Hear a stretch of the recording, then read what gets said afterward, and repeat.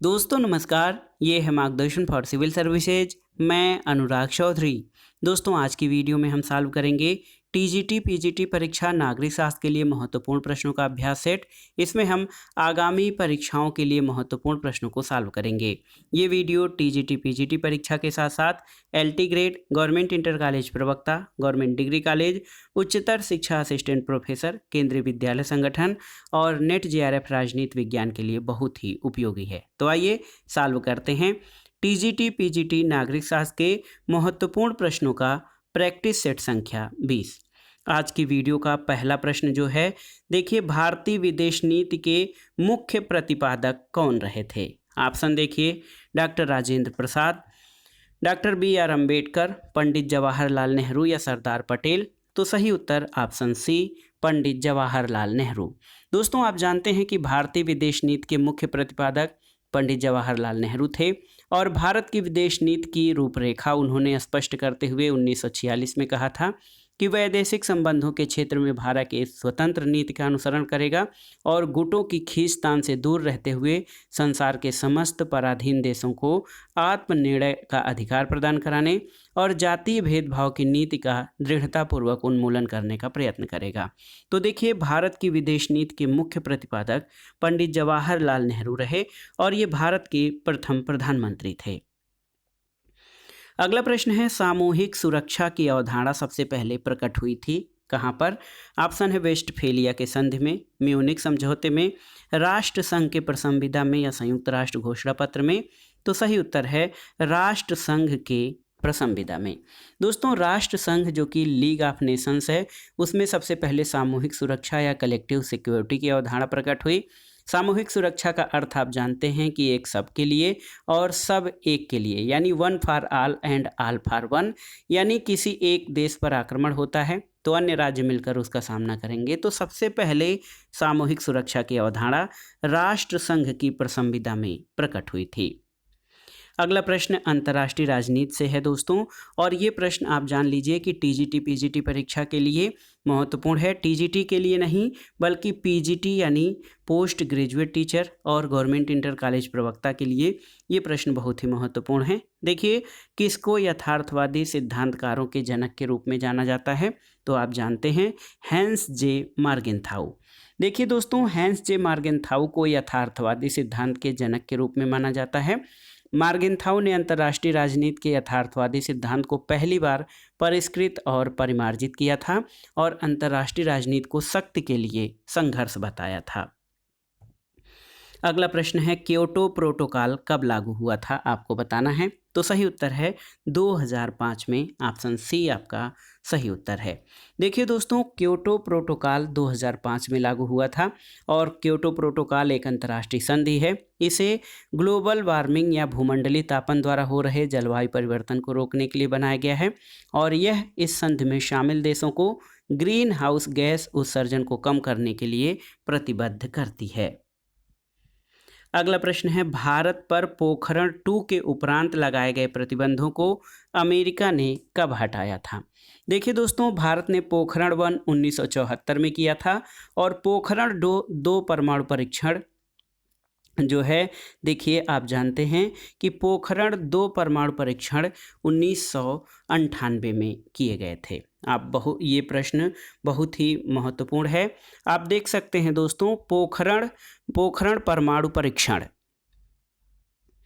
तो ये 2 मई 1998 में दोस्तों पोखरण परमाणु परीक्षण दूसरा हुआ था। पहला 1974 में हुआ था और पोखरण 2 में लगाए गए प्रतिबंधों को अमेरिका ने, देखिए, 11 सितंबर 2001 में 9/11 हमले के बाद इसको हटाया था। अगला प्रश्न है, गुट निरपेक्षता या नॉन अलाइनमेंट शब्द का निर्माण किसने किया था? देखिए, बहुत ही महत्वपूर्ण है। आप जानते हैं गुट निरपेक्षता के जनक जो हैं नेहरू, नासिर और टीटो माने जाते हैं, लेकिन गुट निरपेक्षता शब्द का निर्माण जवाहरलाल नेहरू ने किया था। गुट निरपेक्ष आंदोलन भारत के पूर्व प्रधानमंत्री जवाहरलाल नेहरू, मिस्र के पूर्व राष्ट्रपति अब्दुल नासिर और यूगोस्लाविया के राष्ट्रपति जोसेफ टीटो द्वारा शुरू किया गया था और इसकी स्थापना अप्रैल 1961 में की गई थी। तो यहाँ पर सही उत्तर हो जाएगा जवाहरलाल नेहरू। अगला प्रश्न है निम्नांकित घटनाओं का सही कालानुक्रम में अनुक्रम बताइए। देखिए दोस्तों, आप देख सकते हैं पीटीबीटी ये कब हुआ था? 1963 1963 में आंशिक परीक्षण निषेध संधि हुआ था। पोखरण आणविक विस्फोट पहला जो है 1974 में हुआ था। एनपीटी 1968 में, 1968 में, और पोखरण सीटीबीटी जो है 1996 में। तो सबसे पहले आइए देख लेते हैं 1963 में पीटीबीटी, फिर उसके बाद 1968 में एनपीटी, फिर 1974 में पोखरण 1 और फिर लास्ट में सीटीबीटी। तो सही क्रम आपका हो जाएगा, देखिए 1, 3, 1, 3, 2 और 4, ऑप्शन बी आपका सही उत्तर है। अगला प्रश्न है दोस्तों, शिमला समझौते पर किसके द्वारा हस्ताक्षर किए गए थे? तो उत्तर है इंदिरा गांधी और ZA भुट्टो यानी जुल्फिकार अली भुट्टो द्वारा। दोस्तों 2 जुलाई 1971 को भारत पाकिस्तान युद्ध के बाद भारत के शिमला में एक संधि पे हस्ताक्षर हुआ था, जिसको कि शिमला समझौता कहा जाता है। और इस समझौते में भारत की तरफ से श्रीमती इंदिरा गांधी और पाकिस्तान की तरफ से जुल्फिकार अली भुट्टो ने संधि पर हस्ताक्षर किए थे। अगला प्रश्न है दोस्तों, 7वां गुटनिरपेक्ष सम्मेलन कहाँ पर आयोजित हुआ था? आपको बताना है। तो आप जान लीजिए, गुटनिरपेक्ष आंदोलन राष्ट्रों की एक अंतर्राष्ट्रीय जो है समिति है या संस्था है, और ये विश्व के किसी भी शक्ति गुट के साथ नहीं रहने का इन देशों ने निश्चय किया है, चाहे वो साम्यवादी हो या पूंजीवादी हो। तो इनका पहला जो सम्मेलन हुआ था, इसकी स्थापना अप्रैल 1961 में बेलग्रेड में हुई थी। और दोस्तों 7वां गुटनिरपेक्ष जो सम्मेलन था वो 1983 में नई दिल्ली में आयोजित हुआ था। तो याद रखिएगा, वर्ष 1983 में नई दिल्ली में 7वां गुटनिरपेक्ष सम्मेलन आयोजित किया गया था। अगला प्रश्न है, निम्नलिखित में से किस आयोग या समिति ने व्हिसल ब्लोअर के संरक्षण की सिफारिश की थी? तो सही उत्तर है द्वितीय प्रशासनिक सुधार आयोग, ऑप्शन बी। देखिए दोस्तों, द्वितीय प्रशासनिक सुधार आयोग ने जो कि 2011-12 में अपनी रिपोर्ट दी थी, इसमें व्हिसल ब्लोअरों के संरक्षण की सिफारिश की थी। और इस आयोग के द्वारा सरकार के सभी स्तरों पर देश के लिए एक सक्रिय, प्रतिक्रियाशील, जवाबदेह, सतत प्रशासन के लिए सुझाव देने की जिम्मेदारी भी दी गई थी। अगला प्रश्न है दोस्तों, 1977 में अशोक मेहता समिति में निम्नलिखित में से किसकी स्थापना की सिफारिश की थी? आपको बताना है। ऑप्शन है नगर पंचायत, पंचायत समिति, महापंचायत और मंडल पंचायत। तो आप देखिए, अशोक मेहता समिति ने अपनी रिपोर्ट 1977 में दी थी, और अशोक मेहता समिति का गठन जनता पार्टी सरकार द्वारा किया गया था। और आप देखिए दोस्तों, 1978 में इसने अपनी रिपोर्ट सौंपी थी, और इस समिति ने यानी अशोक मेहता समिति ने द्विस्तरीय पंचायती राज की सिफारिश की थी, जिनमें एक तो देखिए निचले स्तर पर मंडल पंचायत और दूसरे स्तर पर जिला पंचायत के जो है स्थापना की बात, यानी द्विस्तरीय पंचायतों की स्थापना की बात अशोक मेहता समिति में जो सिफारिश दी गई थी उसमें की गई थी। अगला प्रश्न देखिए दोस्तों, विकास प्रशासन या डेवलपमेंट प्रशासन का संबंध किससे है? तो सही उत्तर है तृतीय विश्व के राष्ट्र यानी विकासशील राष्ट्रों से विकास प्रशासन का संबंध है। और सबसे पहले विकास प्रशासन शब्द का प्रयोग भारतीय चिंतक और विचारक UL गोस्वामी के द्वारा किया गया था। अगला प्रश्न है, निम्नांकित में से इंग्लैंड में किसने नियोक्ता कर्मचारी संबंधों के परिप्रेक्ष्य में व्हिटले परिषदों की स्थापना का सुझाव दिया था? तो दोस्तों आप जान लीजिए कि यूनाइटेड किंगडम में नियोक्ता कर्मचारी संबंधों में उपजते विवाद के समाधान के लिए 1916 में रैमजे मैकलम और GH स्टुअर्ट बनिंग के निर्देशन में एक समिति गठित की गई, जिसने व्हिटले परिषदों की स्थापना का सुझाव दिया था। तो सही उत्तर है रैमजे बर्निंग समिति, ऑप्शन बी सही उत्तर है। अगला प्रश्न है, लोक प्रशासन अध्ययन के निम्नांकित उपागमों को अनुक्रम में व्यवस्थित कीजिए। तो सबसे पहले संस्थागत उपागम आता है, उसके बाद आपका आता है दोस्तों व्यवहारिक उपागम, फिर उसके बाद आप देखिए व्यवहारिक उपागम के बाद व्यवस्था उपागम, और सबसे लास्ट में लोक नीति यानी पब्लिक पॉलिसी उपागम आता है। तो सही क्रम क्या हो जाएगा? देखिए सही क्रम आपका हो जाएगा ऑप्शन सी 4, 1, 2 और 3। तो बहुत ही महत्वपूर्ण है, 4, 1, 2 और 3 आपका सही क्रम हो जाएगा, ऑप्शन सी। अगला प्रश्न है दोस्तों, भारतीय संविधान के अंतर्गत ये प्रश्न राज्य व्यवस्था से है कि अखिल भारतीय सेवाओं का उल्लेख किस अनुच्छेद में किया गया है। तो आप जानते हैं भारतीय संविधान के अनुच्छेद 312 में। देखिए आर्टिकल 312 में अखिल भारतीय सेवाओं का उल्लेख किया गया है। वर्तमान में अगर जो देखा जाए तो भारत में 3 अखिल भारतीय सेवाएं हैं, भारतीय प्रशासनिक सेवा, भारतीय पुलिस सेवा और भारतीय वन सेवा। भारतीय वन सेवा को 1966 में तीसरी अखिल भारतीय सेवा बनाया गया था। अगला प्रश्न है, निम्न में से किस आयोग या समिति ने प्रत्येक जिले में नगरीय और ग्रामीण प्रतिनिधित्व के लिए जिला परिषद के सृजन की अनुशंसा की थी। ऑप्शन है बलवंत राय मेहता समिति, LM सिंघवी समिति, अशोक मेहता समिति या द्वितीय प्रशासनिक सुधार आयोग। तो सही उत्तर है दोस्तों देखिए द्वितीय प्रशासनिक सुधार आयोग। द्वितीय प्रशासनिक सुधार आयोग जिसकी स्थापना या जिसका गठन 2005 में किया गया था, इसने प्रत्येक जिले में नगरीय और ग्रामीण प्रतिनिधित्व के लिए एक जिला परिषद के सृजन की अनुशंसा की थी।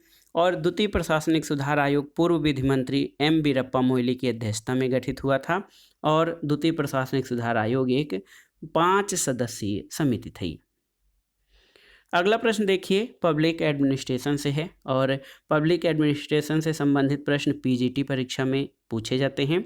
Towards a new public administration Minnowbrook पुस्तक के संपादक कौन रहे हैं। तो आप जान लीजिए दोस्तों ये पुस्तक towards a new public administration Minnowbrook perspective 1971 Frank Marini की पुस्तक है। ऑप्शन बी आपका सही उत्तर है। ये पुस्तक 1971 में प्रकाशित हुई थी। अगला प्रश्न है दोस्तों, भारत में सबसे पहले किस राज्य ने लोकायुक्त अधिनियम लागू किया था। ऑप्शन देखिए महाराष्ट्र, उड़ीसा, राजस्थान और उत्तर प्रदेश।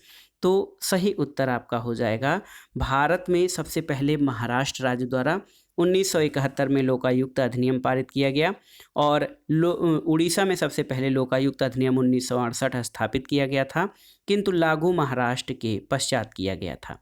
तो सही उत्तर है, आप देख लीजिए दोस्तों महाराष्ट्र में सबसे पहले लोकायुक्त अधिनियम लागू किया गया था। अगला प्रश्न है दोस्तों, सिविल सेवकों की उनके कार्य संगठन के प्रति अभिवृत्ति और दृष्टिकोण को संदर्भित किया जा सकता है। कैसे? अनुशासन, मनोबल, पद सोपान या दृढ़ निश्चय। तो सही उत्तर है सिविल सेवकों को उनके कार्य संगठन के प्रति अभिवृत्ति और दृष्टिकोण को मनोबल के द्वारा जो है इसको संदर्भित किया जा सकता है और सिविल सेवकों के मनोबल को प्रशासन में दक्षता के लिए महत्वपूर्ण कारक माना जाता है। अगला प्रश्न है दोस्तों देखिए, पंचायती राज से संबंधित निम्नलिखित समितियों पर विचार कीजिए और उन्हें कालक्रम के अनुसार व्यवस्थित कीजिए। देखिए बलवंत राय मेहता समिति का गठन 1957 में हुआ था। इसके अलावा अशोक मेहता समिति 1977 अशोक मेहता समिति। LM सिंघवी समिति जो है 1986 की है 1986 और याद रखिएगा थुंगन समिति 1988। तो सबसे पहले बलवंत राय मेहता समिति यानी 2, 1, 2, 1, 3 और 4। तो सही उत्तर ऑप्शन बी आपका सही उत्तर हो जाएगा। अगला प्रश्न बहुत ही आसान सा है, भारतीय लोक प्रशासन संस्थान जिसको IIPA शॉर्ट फॉर्म में कहा जाता है, ये कहाँ पर स्थित है। तो ये आपका नई दिल्ली में स्थित है। अगला प्रश्न है दोस्तों, सूची 1 का सूची 2 से मिलान कीजिए। देखिए एल्टन मेयो का संबंध मानव संबंध सिद्धांत से है, हेनरी फेयोल संगठन के शास्त्रीय सिद्धांत से संबंधित हैं और निकोलस हेनरी नव लोक प्रबंधन से और FW यानी फ्रेडरिक विंस्लो टेलर ये वैज्ञानिक प्रबंध सिद्धांत से संबंधित हैं। तो सही उत्तर ऑप्शन सी हो जाएगा। अगले प्रश्न पर आते हैं, निम्नलिखित में से कौन से आयोग सांविधिक निकाय हैं आपको बताना है। तो यहाँ पर आप देख लीजिए राष्ट्रीय अनुसूचित जनजाति आयोग, राष्ट्रीय मानवाधिकार आयोग, राष्ट्रीय अल्पसंख्यक आयोग और राष्ट्रीय अनुसूचित जाति आयोग। आप देख सकते हैं दोस्तों राष्ट्रीय अनुसूचित जाति आयोग देखिए अनुच्छेद 338A के तहत जो है 89वें संविधान संशोधन 2003 के द्वारा ये एक संवैधानिक निकाय है। राष्ट्रीय मानवाधिकार आयोग, राष्ट्रीय अल्पसंख्यक आयोग ये सांविधिक निकाय हैं, जबकि राष्ट्रीय अनुसूचित जाति आयोग ये अनुच्छेद 338 में इसका प्रावधान किया गया है। इसी अनुच्छेद में संशोधन करके राष्ट्रीय अनुसूचित जाति आयोग के अलग एक राष्ट्रीय अनुसूचित जनजाति आयोग बनाया गया। तो देखिए, राष्ट्रीय अनुसूचित जनजाति आयोग और जाति आयोग ये संवैधानिक संस्थाएं हैं। बी और सी आपके ये सांविधिक निकाय हैं। तो ऑप्शन डी आपका सही उत्तर हो जाएगा। अगला प्रश्न है दोस्तों, देखिए बहुत ही महत्वपूर्ण है। आप देख सकते हैं कि निम्नलिखित में से कौन सा एक कार्य दबाव समूह यानी प्रेशर ग्रुप्स का नहीं है, आपको बताना है। चुनाव में भाग लेना, हितों के लिए लॉबिंग करना, हित संधितता और राजनीतिक दलों से दूरी रखना। तो सही उत्तर है दबाव समूह का कार्य जो है वो चुनाव में भाग लेना नहीं है। दबाव समूह जो है एक समूह के हितों के लिए राजनीतिक दलों पर दबाव डालते हैं, लॉबिंग करते हैं और अपने हितों में समृद्धि का प्रयास करते हैं। अगला प्रश्न है, भारत की राजनीतिक पार्टी के अध्ययन में पहली सफलता अमेरिका में या पहली बार सफलतापूर्वक अध्ययन अमेरिका में किया गया अग्रणी काम था, इसका विद्वान कौन था? तो सही उत्तर क्या हो जाएगा दोस्तों? सही उत्तर है भारत की राजनीतिक पार्टी के अध्ययन में सफलता अमेरिका में किया गया एक अग्रणी काम था और इसको एक अमेरिकी राजनीति विज्ञानी मायरन बीनर, देखिए दोस्तों मायरन बीनर का महत्वपूर्ण काम था। पार्टी पॉलिटिक्स इन इंडिया 1957 और स्टेट पॉलिटिक्स इन इंडिया 1968 उनकी सर्वाधिक चर्चित पुस्तकें हैं। अगला प्रश्न एक कथन है दोस्तों कि मैं सांप्रदायिकता को अज्ञानता का सबसे बड़ा शत्रु मानता हूँ। हम सभी को सांप्रदायिकता को समाप्त करने के लिए अपनी पूरी ताकत लगा देनी चाहिए क्योंकि ये भारतीयता और हमारे राष्ट्र के विरुद्ध भारी चुनौती है। ये कथन किसका है? तो उत्तर है दोस्तों ये कथन महात्मा गांधी का है। अगला प्रश्न है, भारत के किस राज्य में विधानसभा में सीट जो है धार्मिक आधार पर आरक्षित होती है? तो देखिए बहुत ही महत्वपूर्ण है, ये सिक्किम राज्य है, ऑप्शन सी। सिक्किम में विधानसभा में सीटों का आरक्षण धार्मिक आधार पर होता है। अगला प्रश्न है, निम्नांकित संसदीय समितियों में से कौन सी वित्तीय समिति नहीं है? देखिए प्राक्कलन समिति, आश्वासन समिति, लोक लेखा समिति या लोक उपक्रम समिति। तो आश्वासन समिति ऑप्शन बी ये एक वित्तीय समिति नहीं है। संसद की 3 प्रमुख वित्तीय समितियों में लोक लेखा समिति, लोक या सार्वजनिक उपक्रम समिति और प्राक्कलन समिति आती हैं। आश्वासन समिति वित्तीय समिति नहीं है। अगले प्रश्न पर आते हैं दोस्तों, संघ लोक सेवा आयोग यानी यूपीएससी, संघ लोक सेवा आयोग अपना वार्षिक प्रतिवेदन किसे देता है? तो उत्तर है संविधान के अनुच्छेद 323(1) के अनुसार संघ लोक सेवा आयोग का ये कर्तव्य होगा कि वह राष्ट्रपति को आयोग द्वारा किए गए कार्यों के बारे में प्रतिवर्ष प्रतिवेदन दे। तो सही उत्तर हो जाएगा राष्ट्रपति को संघ लोक सेवा आयोग अपना वार्षिक प्रतिवेदन देता है। अगले प्रश्न पर आते हैं दोस्तों, देखिए केंद्रीय प्राक्कलन समिति में कुल कितने सदस्य शामिल होते हैं आपको बताना है। तो दोस्तों केंद्रीय प्राक्कलन समिति संसद की सबसे बड़ी अस्थायी समिति है और इसमें कुल 30 सदस्य होते हैं जिसका गठन सिर्फ लोकसभा के सदस्यों से होता है, इसमें राज्यसभा के सदस्य शामिल नहीं होते हैं। अगला प्रश्न है, भारतीय संविधान का कौन सा अनुच्छेद संसद के प्रत्येक सदन को अपनी प्रक्रिया और कार्य व्यवहार के संचालन को विनियमित करने के लिए नियम बनाने का अधिकार देता है? तो उत्तर है अनुच्छेद 118। अगला प्रश्न है, भारतीय और अमेरिकी संघवाद में जिस बिंदु पर समानता पाई जाती है वो समानता कौन सी है? तो देखिए दोस्तों भारत और अमेरिका के संघवाद में ये समानता है कि केंद्र और राज्यों के बीच कोई विवाद उत्पन्न होगा तो सर्वोच्च न्यायालय विवाद का निपटारा करता है। अवशिष्ट शक्तियों के संबंध में जो है और कुछ मामलों में समवर्ती क्षेत्राधिकार, तो ये जो है इस संबंध में भारत और अमेरिका की संघीय व्यवस्था में अंतर पाया जाता है, जबकि केंद्र और राज्यों के बीच उत्पन्न विवाद में सर्वोच्च न्यायालय विवाद निपटाता है। ये भारत और अमेरिका के संघवाद की समान विशेषताएं हैं। अगला प्रश्न है दोस्तों, संविधान का कौन सा भाग केंद्र और राज्यों के मध्य संबंधों का उल्लेख करता है? तो देखिए दोस्तों भारतीय संविधान के भाग 11 में केंद्र राज्यों के संबंधों का उल्लेख है। इसमें विधायी संबंध अनुच्छेद 245 से 255, प्रशासनिक संबंध अनुच्छेद 256 से 263 और वित्तीय संबंध अनुच्छेद 268 से 293 में दिए गए हैं। अगला प्रश्न है, एक अंतर्राज्यीय परिषद की स्थापना की जा सकती है किसके द्वारा? तो आप जानते हैं अंतर्राज्यीय परिषद की स्थापना राष्ट्रपति के द्वारा की जाती है और भारतीय संविधान के अनुच्छेद 263 में ये प्रावधान है कि यदि राष्ट्रपति को ऐसा प्रतीत होता है कि अंतर्राज्यीय परिषद की स्थापना से लोकहित की वृद्धि हो सकती है तो वो ऐसे परिषद गठित कर सकता है। अगला प्रश्न अनुच्छेद से है कि भारतीय संविधान का अनुच्छेद 44 किससे संबंधित है? तो आप जानते हैं समान नागरिक संहिता से। भारतीय संविधान का अनुच्छेद 44 समान नागरिक संहिता से संबंधित है और नागरिकों के लिए एक समान सिविल संहिता से तात्पर्य है कि भारत के समस्त राज्य क्षेत्र में नागरिकों के लिए एक समान सिविल संहिता प्राप्त कराने का प्रयास करेगा। अगला प्रश्न है दोस्तों, भारतीय संविधान में शोषण के विरुद्ध अधिकार किन अनुच्छेदों के द्वारा प्रदान किया गया है? तो आप जानते हैं ये अनुच्छेद हैं 29 और 30। अनुच्छेद देखिए 23 और 24, ऑप्शन बी आपका सही उत्तर हो जाएगा। दोस्तों अनुच्छेद 23 और 24 के अंतर्गत शोषण के विरुद्ध मूल अधिकार प्रदान किया गया है। अनुच्छेद 23 जहां मानव दुर्व्यवहार, बलात्कार, श्रम आदि पर प्रतिषेध करता है, वहीं अनुच्छेद 24 के अंतर्गत कारखानों आदि में बालकों के नियोजन पर रोक लगाया गया है। अगला प्रश्न है देखिए, भारत के प्रत्येक नागरिक का कर्तव्य होगा प्राकृतिक पर्यावरण का संरक्षण और सुधार। तो ये कहाँ पर उल्लिखित है? तो सही उत्तर हो जाएगा दोस्तों, भारत के प्रत्येक नागरिक का कर्तव्य होगा प्राकृतिक पर्यावरण का संरक्षण और सुधार। तो ये आप देख सकते हैं दोस्तों, ये व्यवस्था अनुच्छेद 51 क में किया गया है। अनुच्छेद 51 का भारत के नागरिक के कर्तव्य यानी मौलिक कर्तव्यों में ये है प्राकृतिक पर्यावरण, जिसके अंतर्गत वन, झील और वन्य जीव हैं उनकी रक्षा करे, संवर्धन करे और उनके प्रति दया भाव रखे। जबकि अनुच्छेद 48 क में कहा गया है कि राज्य देश के पर्यावरण के संरक्षण और उसमें संवर्धन तथा वन और वन्य जीवों की रक्षा का प्रयास करेगा। अगला प्रश्न देखिए महत्वपूर्ण है, भारत में कोई मंत्री जो मंत्रिपरिषद से त्यागपत्र देना चाहता है वो अपना त्यागपत्र किसे संबोधित करेगा? तो सही उत्तर क्या है दोस्तों? सही उत्तर राष्ट्रपति हो जाएगा।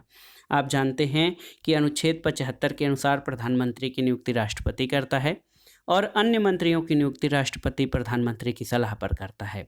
तो इस प्रकार ये है कि प्रधानमंत्री की नियुक्ति राष्ट्रपति और अन्य मंत्रियों की नियुक्ति प्रधानमंत्री की सलाह पर राष्ट्रपति करता है। तो प्रधानमंत्री विभागों का बंटवारा करता है मंत्रियों के, और यहाँ पर राष्ट्रपति की कृत्य औपचारिक हैं। यदि कोई मंत्री मंत्रिपरिषद से त्यागपत्र देता है तो उसे अपना त्यागपत्र राष्ट्रपति को संबोधित करना होता है और राष्ट्रपति प्रधानमंत्री की सलाह पर उसे स्वीकृति देता है।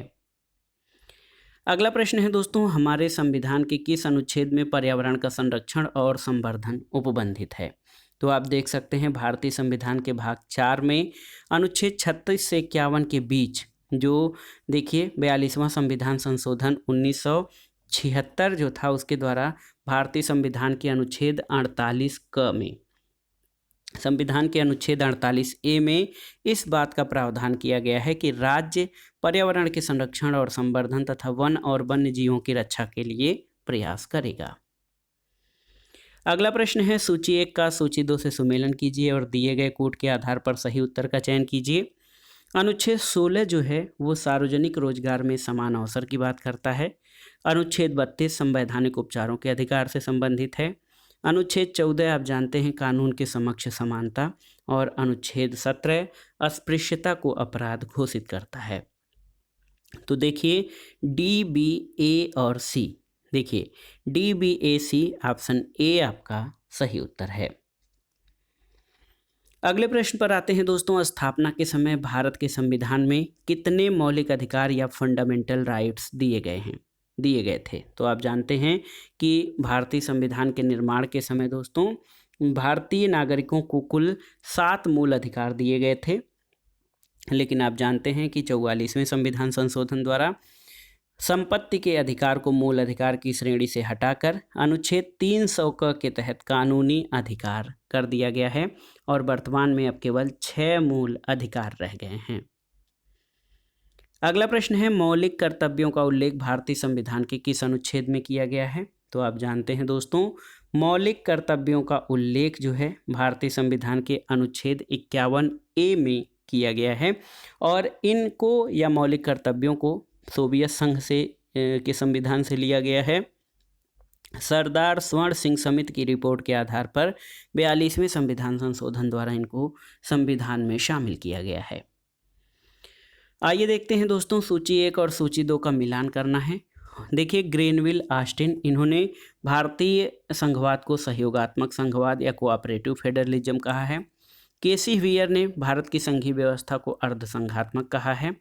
पॉल एच एपिलवी ने केंद्रीकरण की मजबूत प्रवृत्ति के साथ संघ कहा है और आइवर जेनिंग्स ने इसे अत्यंत संघीय कहा है। तो सही उत्तर क्या हो जाएगा? देखिए, सही उत्तर ऑप्शन सी हो जाएगा, 3, 1, 2 और 4। अगला प्रश्न है दोस्तों, निम्नांकित में से किस वाद में भारतीय उच्चतम न्यायालय ने मूल ढांचा सिद्धांत या फंडामेंटल स्ट्रक्चर सिद्धांत प्रतिपादित किया था? तो आप जानते हैं ये था केशवानंद भारती बनाम केरल राज्यवाद 1973 यानी 1973 का। केशवानंद भारतीवाद में दोस्तों उच्चतम न्यायालय ने मूल ढांचा सिद्धांत प्रतिपादित किया था। अगला प्रश्न है, संविधान में राष्ट्रपति को राजभाषा से संबंधित सलाह देने के लिए एक आयोग की नियुक्ति करने का उपबंध है और ये किस अनुच्छेद में निहित है, आपको बताना है। तो सही उत्तर है दोस्तों अनुच्छेद 344। देखिए, अनुच्छेद 344 में ये निहित है कि राजभाषा से संबंधित राष्ट्रपति की सलाह के लिए 30 सदस्यीय एक आयोग का गठन किया जाएगा, जिसमें से 20 सदस्य लोकसभा से और 10 सदस्य राज्यसभा से होंगे।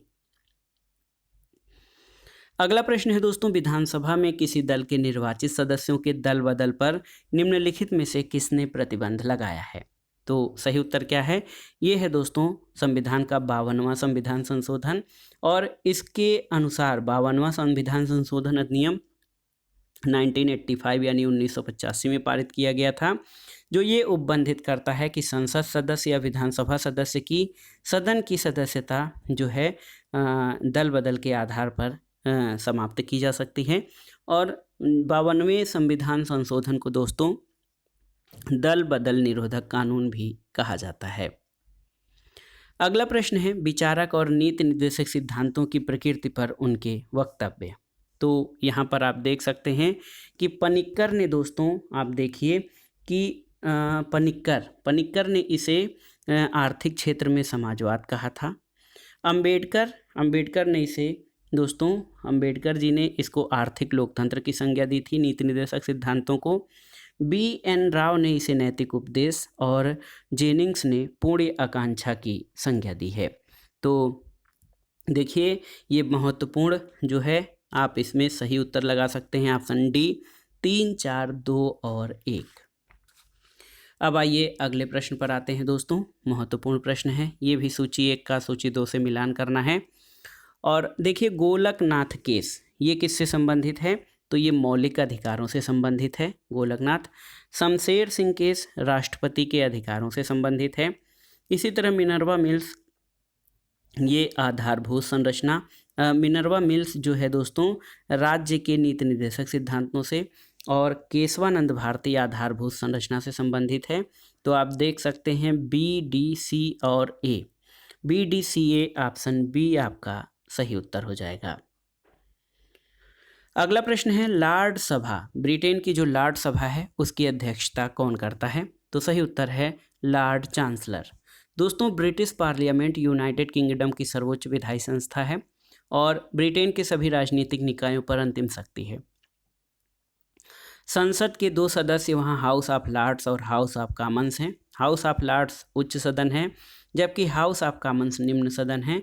हाउस ऑफ लॉर्ड सभा की अध्यक्षता लॉर्ड चांसलर करता है।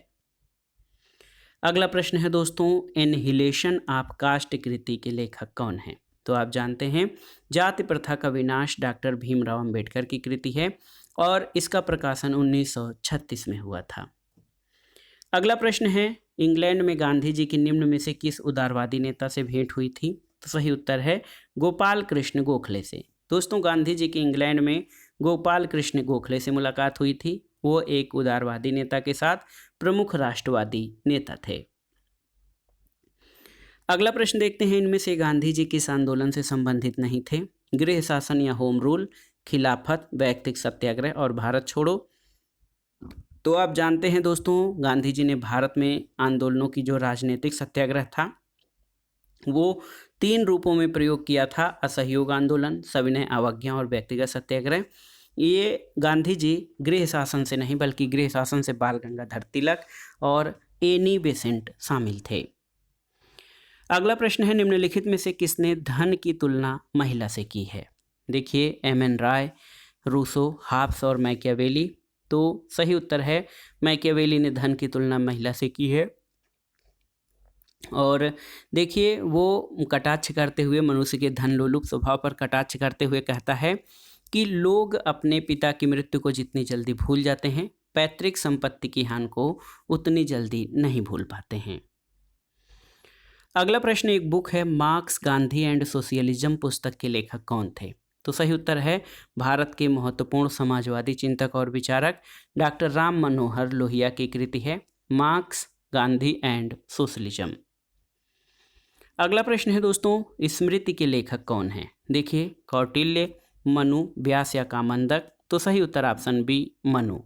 दोस्तों, स्मृति के लेखक प्राचीन भारतीय विचारक मनु हैं और आप जान लीजिए कि मनु ने राज्य की उत्पत्ति और उसकी कार्यप्रणाली का विस्तृत वर्णन किया है। अगला प्रश्न है कि कौटिल्य की 60 गुण नीति का कौन सा पक्ष चढ़ाई करने से संबंधित है? देखिए, आसन, विग्रह, संश्रय या यान। तो सही उत्तर है कौटिल्य की 60 गुण नीति में जो यान है उसका अर्थ चढ़ाई करने से संबंधित है। 60 गुण में नीति में 6 नीतियां शामिल हैं जिसमें संधि, विग्रह, यान, आसन, संश्रय और द्वैधी भाव शामिल हैं। अगला प्रश्न इंपॉर्टेंट है, महात्मा गांधी के विचार किससे प्रभावित थे? थोरो की कृतियों से, टॉल्स्टॉय की कृतियों से, रस्किन की कृतियों से या इन सभी की? तो सही उत्तर है ऑप्शन डी, इन सभी की कृतियों से। गांधी जी थोरो, टॉल्स्टॉय और रस्किन बॉन्ड इन सभी की कृतियों से प्रभावित थे। अगला प्रश्न है, निम्नलिखित में से किसने कल्याणकारी राज्य को एक प्रकार की दास्ता के रूप में वर्णन किया है? ऑप्शन है कार्ल पॉपर, ए.एफ.ए. हेयक, आर नाजिक या मिल्टन फ्रीडमैन। तो सही उत्तर हो जाएगा दोस्तों आपका आर नाजिक। दोस्तों, नाजिक ने अपनी कृति एनार्की, स्टेट एंड यूटोपिया के अंतर्गत लाक के राज्य सिद्धांत को नए संदर्भ में दोहराते हुए तर्क दिया था कि प्राकृतिक दशा में व्यक्तियों के अपने अधिकार होते हैं जिनकी रक्षा के लिए समाज और राज्य का निर्माण होता है। नाजिक के केंद्र का जो है वो केंद्र में व्यक्ति है। वो ये नहीं मानता कि समाज, राज्य या अन्य किसी समुदाय के कोई अधिकार या कर्तव्य हो सकते हैं। उनकी वैधता वहीं तक है जहां तक वे व्यक्तियों के स्वैच्छिक समूह हैं, इसलिए नहीं कि वे अपने सदस्यों का कल्याण कर सकते हैं। उसकी मान्यता है कि कल्याणकारी राज्य एक प्रकार की दास्ता की ओर ले जाता है।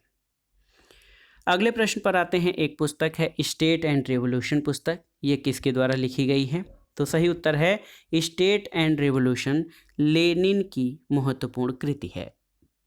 अगले प्रश्न पर आते हैं दोस्तों, 1857 के पूर्व भारत में ब्रिटिश राज्य को विध्वंसात्मक और पतनोन्मुखी के रूप में किसने वर्णित किया है? तो सही उत्तर है, देखिए दोस्तों, कार्ल मार्क्स। देखिए, कार्ल मार्क्स मार्क्सवाद का जनक और समाजवादी विचारक हैं और इन्होंने 1857 के पूर्व भारत में ब्रिटिश राज्य को विध्वंसात्मक और पतनोन्मुखी वर्णित किया है।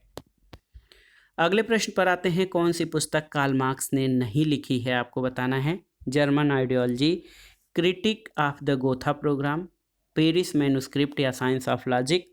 तो सही उत्तर है दोस्तों साइंस ऑफ लॉजिक पुस्तक।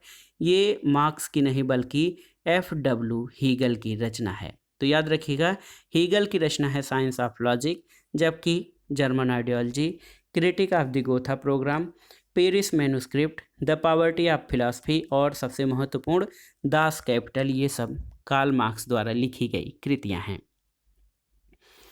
अगला प्रश्न और आज के प्रैक्टिस सेट का आखिरी प्रश्न है, मार्क्स के अनुसार वर्ग यानी क्लास का आशय लोगों के समूह से है, जिसका अर्थ क्या होता है? ऑप्शन है जिनकी एक जैसी सामाजिक पृष्ठभूमि है, जिनका एक व्यवसाय है, जो एक जैसी राजनीतिक चेतना से युक्त हैं या जिनका आर्थिक व्यवस्था में एक सा स्थान है। तो सही उत्तर है ऑप्शन डी, मार्क्स के अनुसार वर्ग वो है जिनका आर्थिक व्यवस्था में एक जैसा स्थान है। आप देख सकते हैं मार्क्स कहता है कि व्यक्तियों का वह समूह वर्ग है जो अपने साधारण हितों की पूर्ति के लिए उत्पादन प्रक्रिया से जुड़ा होता है, यानी जिस समूह के आर्थिक हित एक से होते हैं उसको वर्ग कहा जाता है। तो दोस्तों, ये था आज का वीडियो। इसमें आपने टीजीटी पीजीटी परीक्षा के लिए नागरिक शास्त्र के महत्वपूर्ण प्रश्नों को सॉल्व किया। ये प्रश्न आपके आगामी टीजीटी पीजीटी परीक्षा के साथ साथ ईएलटी गेट, जीआईसी प्रवक्ता, गवर्नमेंट डिग्री कॉलेज आदि परीक्षाओं के लिए बहुत ही उपयोगी और महत्वपूर्ण हैं। आप इन प्रश्नों को तैयार कर लीजिएगा। वीडियो आपको कैसा लगा हमें कमेंट बॉक्स में ज़रूर बताइएगा। वीडियो को लाइक करें, शेयर करें और इस चैनल मार्गदर्शन फॉर सिविल सर्विसेज को सब्सक्राइब करें। वीडियो देखने के लिए धन्यवाद दोस्तों। नमस्कार।